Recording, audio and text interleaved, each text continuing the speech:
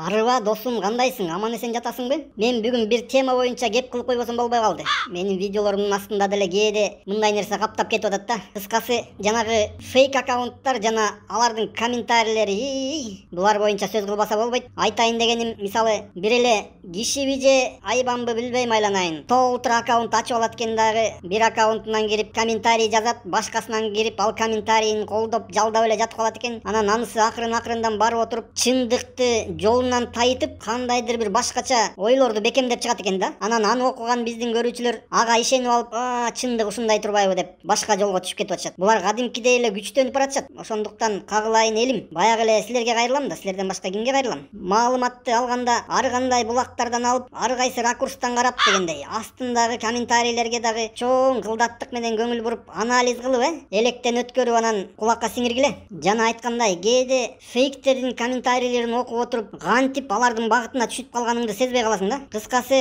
ушуну эске алып койгула достор. Маалымат алганда чоң көңүл буруу менен ар жак бер жакты байкап, азыркы заманда маанилүү тема деп ойлойм. Ошондуктан кеп салып атам. Бир көңүлүңө салып кой.